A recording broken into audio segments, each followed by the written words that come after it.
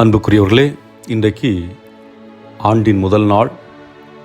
ஆகவே ஊடகமும் அன்னை மரியாள் இறைவனின் தாய் என்ற தலைப்பில் இன்று நாம் சிந்திப்போம். கிறிஸ்துவில் எனக்கு பிரியமான சகோதர சகோதரிகளே, இன்றைக்கு நாம் 2 விழாக்களை சிறப்பித்துக் கொண்டிருக்கின்றோம். முதலாவது புதிய ஆண்டில், அதாவது 2024ஆம் ஆண்டில் அடியெடுத்து வைத்திருக்கிறோம். இரண்டாவது வருடத்தின் முதல் நாளான இன்று அன்னை மரியா இறைவனின் தாய் என்ற விழாவினை திருச்சபையோடு இணைந்து சிறப்பித்துக் கொண்டிருக்கின்றோம். புதிய ஆண்டு என்று சொல்லும்போது புதிய சிந்தனைகள், புதிய எண்ணங்கள், புதிய படைப்பாற்றல், புதிய செயல்பாடுகள், அதை போன்று புதிய மனிதர்களாக நாம் வாழ இந்த புத்தாண்டில் அடியெடுத்து வைக்க இந்த புதிய ஆண்டு நம்மை அழைக்கின்றது. 2023ஆம் ஆண்டில் ஊடகம் நமது வாழ்வில் பெரிய பங்காற்றி இருக்கிறது.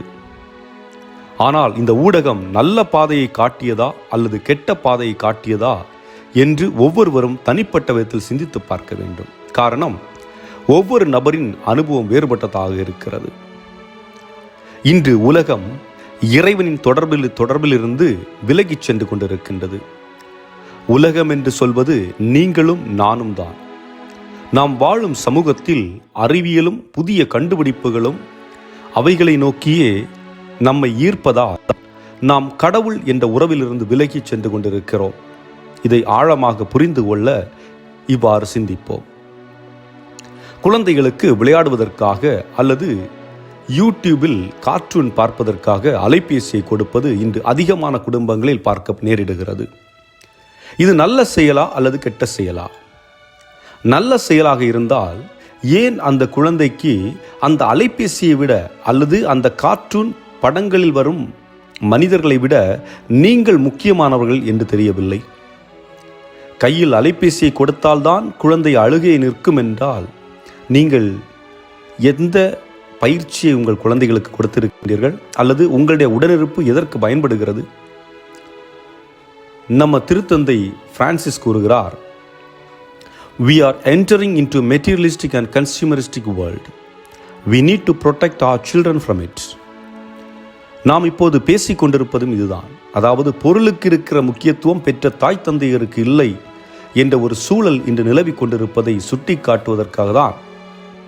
இதற்கு காரணம் வேறு யாரும் இல்லை, பெற்றோர் இல்லாத நேரங்களில் தாத்தா மற்றும் பாட்டிகள்.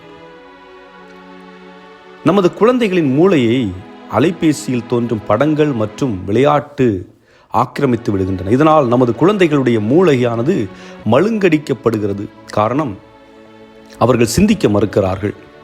பெற்றோர்கள் சொல்லுகின்ற வார்த்தைகளை விட, தன்னோடு உடன் பிறந்த சகோதர சகோதரிகள் சொல்லி வார்த்தைகளை விட அந்த அலைபேசி கொடுக்கின்ற செய்தி மட்டுமே உண்மை என்று நம்பி ஏற்றுக்கொள்ளுகின்ற குழந்தைகளும் இன்றிருக்கிறார்கள். நான் அனைத்து குழந்தைகளையும் சொல்லவில்லை, ஆனால் அதிகமான குழந்தைகளின் நிலை இன்று இதுதான் என்பதை ஏற்றுக்கொள்ளதான் வேண்டும். அதே போன்று சில நேரங்களில் அவர்களுடைய உணர்வுகள் தூண்டப்பட்டு நான் அழகாக இருக்கிறேனா இல்லையா என்று அந்த குழந்தைகளுக்கே சந்தேகத்தை எழுப்புகிறது. அந்த சந்தேகம் குழந்தைகளுக்கு அழகு சாதன பொருட்கள் மீது ஈர்ப்பை ஏற்படுத்துகிறது. இது நாம் அன்றாடம் பார்த்து கொண்டிருக்கக்கூடிய நிகழ்வுகள். இதனால் பாதிக்கப்பட்டிருப்பவர்கள் குழந்தைகள் மட்டும்தானா என்றால் நிச்சயமாக இல்லை. இளைஞர்கள், இளம் பெண்கள் மற்றும் பெரியவர்களும் இதில் பாதிக்கப்பட்டு கொண்டிருக்கின்றார்கள். ஏன் இதை நான் கூறுகிறேன் என்றால், நாம் எந்த அளவிற்கு உலகத்தில் இருக்கின்ற பொருட்களுக்கு அதிக முக்கியத்துவம் கொடுத்து அதை நேசிக்கின்றோமோ அந்த அளவுக்கு இறைவனிடமிருந்து தொலைவில் இருக்கிறோம் என்று அர்த்தம். ஆனால் குழந்தைகள் சிறு வயதிலேயே பொருட்களுக்கு முக்கியத்துவம் கொடுக்கின்ற நிலை ஏற்படுகின்றது. இதனால் குழந்தைகளுக்கும் இறைவனுக்குமான உறவு நிலையை பெற்றோர்கள் ஏற்படுத்தி கொடுக்கவில்லை என்றுதான் கூற முடிகிறது. ஆகவே புத்தாண்டில் தேவைக்கு ஏற்ப சமூக ஊடகங்களை பயன்படுத்துவோம் என்று முடிவெடுப்போம். அதே போன்று குடும்பத்தில் உள்ள உறவினர்கள், நண்பர்கள், கணவர், மனைவி, குழந்தைகள் அவர்களுக்காக நேரத்தை ஒதுக்குவோம் என்று வாக்குறுதி எடுங்கள். இதுதான் ஆண்டவர் இன்று இந்த புதிய நாளில், இந்த புதிய ஆண்டின் தொடக்கத்தில் நம்மிடம் எதிர்பார்ப்பது. அடுத்ததாக நாம் பார்க்க இருப்பது அன்னை மரியா இறைவனின் தாய். அன்னை மரியா இறைவனின் தாய் என்று சொல்வதற்கு கத்தோலிக்க கிறிஸ்தவர்களாகிய நமக்கு எந்த பயமும் இல்லை. இருந்தாலும் அதற்கான விளக்கங்களை நாம் சிந்தித்து பார்க்க வேண்டும். முதலில் ஆண்டவர் இயேசுவுக்கும் அன்னை மரிக்கும் உள்ள வித்தியாசம் என்ன? இயேசுவே ஆண்டவர், வார்த்தை மனு உருவானவர். அவரே தொடக்கமும் முடிவும். அவரே உலகையும் மனிதனையும் படைத்தவர், உருவாக்கியவர், உண்டாக்கியவர். ஆகவே அவரை நாம் போற்றுகின்றோம், புகழுகின்றோம், ஆராதிக்கின்றோம். காரணம், அவர் ஒருவரே கடவுள். ஆனால் அன்னை மரியா இறைவனால் படைக்கப்பட்டவர். இறைவன் இந்த உலகில் மனிதரோடு கலந்திட, மனிதனோடு உறவு கொள்ள அவர் தேர்ந்தெடுத்த பெண்தான் அன்னை மரியா. இறைவன் இந்த உலகத்திற்குள் வருவதற்காக கரைபடாத ஒரு பெண்மணியை உருவாக்குகின்றார். அந்த பெண்மணி இறைவனுக்காக தன்னை முழுமையாக அர்ப்பணித்தவர். நல்ல பெண்மணி, எதை கண்டும் பயப்படாதவள், இறைவனுக்காக எதையும் செய்ய துணிந்தவள். அந்த பெண்ணின் கருவிலே உருவாகிறார். அந்த பெண்ணிடமிருந்து தனக்கு தேவையான உடலை எடுத்துக் கொள்கிறார். அந்த பெண்ணின் பெயர்தான் மரியா. இப்போது ஒரு சிலர் தூய ஆவியால் தூண்டப்பட்டு சொல்லிய ஒரு சில வார்த்தைகளை பார்ப்போம். முதலாவது, அருள் நிறைந்த மரியே வாழ்க, அருள் நிறை பெற்றவளே வாழ்க. இந்த வார்த்தையை வானதூதர் கொண்டு வந்திருந்தாலும் அது வானதூதரின் வார்த்தை இல்லை, மாறாக ஆண்டவரின் வார்த்தை. ஆண்டவரே தனக்கு தாயாக இருக்க போகும் பெண்ணிடம் அருள் நிறைந்தவள் என்று சொல்லி வாழ்த்து அனுப்புகிறார். ஆண்டவர் வாழ்த்திய அந்த தாயை நாமும் வாழ்த்தும் போது ஆனந்தம் அடைகிறோம். இரண்டாவது, மரியா எலிசபெத் அம்மாவை சந்திக்க செல்கிறார். அங்கே எலிசபெத் அன்னை மரியாவை பார்த்தவுடன் தூய ஆவியால் தூண்டப்பட்டு, என் ஆண்டவரின் தாய் என்னிடம் வர நான் யார் என்று கூறுகிறார். ஆண்டவரின் தாய் என்ற வார்த்தை தூய ஆவியால் தூண்டப்பட்டு சொல்லப்பட்ட ஒரு வார்த்தை. ஆக அன்னை மரியா இறைவனின் தாய் என்று தூய ஆவியை சொல்லும் பொழுது நாம் அன்னை மரியா இறைவனின் தாய் என்று சொல்வதில் ஏன் வெட்கப்பட வேண்டும்? கர்வத்தோடு சொல்லலாமே, அன்னை மரியாள் இறைவனின் தாய் என்று. மூன்றாவதாக, அன்னை மரியா நமக்கு தாய். பிரிவினை சபையை சேர்ந்த சகோதர சகோதரிகள் சொல்கிறார்கள், அன்னை மரிக்கு வேறு குழந்தைகள் இருந்தார்கள், அவர்கள் இயேசுவின் சகோதர சகோதரிகள். இதை நான் முற்றிலும் மறுக்கிறேன். காரணம், இயேசு அன்பை விதைப்பவர், யாரையும் வெறுத்ததில்லை. ஒருவேளை அவருக்கு சகோதர சகோதரிகள் இருந்திருந்தால் அவர்களை அவர் வெறுத்து இருக்க மாட்டார், ஒதுக்கி இருக்க மாட்டார். அதை போன்று தன் தாயை அவர்களிடமே ஒப்படைத்திருப்பார். ஆனால் ஏன் இயேசு சிலுவையில் தொங்கிக் கொண்டிருந்த பொழுது தன் தாயை யோவானிடம் ஒப்படைத்தார்? காரணம், அன்னை மரியாவுக்கு ஒரே ஒரு குழந்தைதான், அந்த குழந்தையின் பெயர் இயேசு மட்டும்தான். ஆண்டவர் இயேசு தன்னோடு நெருங்கி இருந்த அந்த சீடர் யோவானிடம் தன் தாயை ஒப்படைக்கிறார். யோவானை பார்த்து, இதோ உன் தாய். பின்பு அன்னை மரியாவை பார்த்து, இதோ உன் மகன் என்று தன் தாயை யோவானிடம் ஒப்படைக்கிறார்.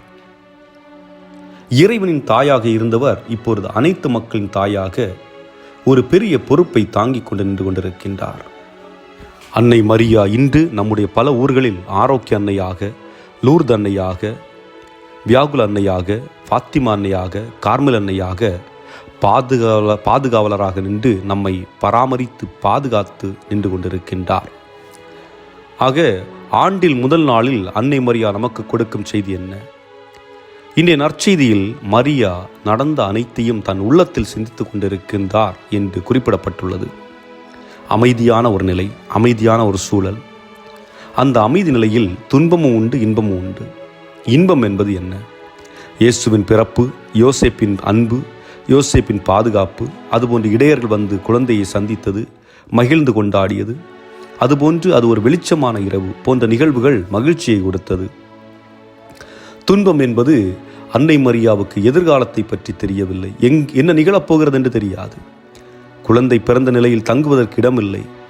குழந்தை பிறக்கும் முன்பு கருவுற்றிருந்த தாய்க்கு அடைக்கலம் கொடுக்க யாரும் இல்லை. அந்த இடத்தில் ஏற்றுக்கொள்ளப்படவில்லை என்ற நிலை. மாட்டுத் தொழுவத்திலே உலக மீட்பரை பெற்றெடுக்க நேர்ந்துவிட்டது என்ற நிலை. இவ்வாறு பல எண்ணங்கள் அவருடைய மனதிலே அமைதியாக ஓடிக்கொண்டிருந்தன. ஆனால் அனைத்தையுமே அன்னை மரியா ஆண்டவருடைய கரத்திலே ஒப்பு கொடுத்து விட்டார். பதட்டம் அடையவில்லை, பயப்படவில்லை. என்ன நடந்துவிடுமோ என்று மற்ற மனிதரின் பதட்டத்தில் ஆழ்த்தவில்லை. எது நடந்தால் நடக்கட்டும் என்று ஆண்டவரிடம் விட்டு விட்டார். இதுதான் இன்று நாம் நமது அன்னையிடம் கற்றுக்கொள்ள வேண்டிய பண்பு. இந்த உலகம் மிக வேகமாக ஓடி இயங்கிக் கொண்டிருக்கின்றது. கடந்த 10 ஆண்டுகளில் பலவிதமான மாற்றங்கள், பல நல்ல நிறுவனங்கள் என்று சொன்னவர்கள் எல்லாம் காணாமல் போய்விட்டார்கள். இன்னும் 10 ஆண்டுகளில் என்ன நிகழும் என்று தெரியாது. மீடியாக்கள் நம்மை பதட்டத்தில் வைக்க வேண்டும் என்று நினைத்து பல செய்திகளை வெளியிட்டுக் கொண்டே இருப்பார்கள். நாம் செய்ய வேண்டியது ஒன்றே ஒன்றுதான். அன்னை மரியாளை போன்று நம்முடைய உள்ளத்தை அமைதியாக வைத்திருக்க வேண்டும். கடந்த காலங்களை நினைத்து ஆண்டவருக்கு நன்றி கூறுவோம். எதிர்காலத்தை இறைவன் கரத்தில் ஒப்படைப்போம். நிகழ்காலத்தை நமதாக்குவோம். இந்த புத்தாண்டில் அன்னையின் துணையோடு நம் குடும்பத்துள்ள மனிதர்களுடன் நேரத்தை செலவிடுவோம். 2024 முழுவதும் அன்னை மரியின் ஆசீரும் அவரின் பரிந்துரையும் உங்களுக்கும் உங்கள் குடும்பத்தாருக்கும் நிறைவாக இருப்பதாக. ஆமென்.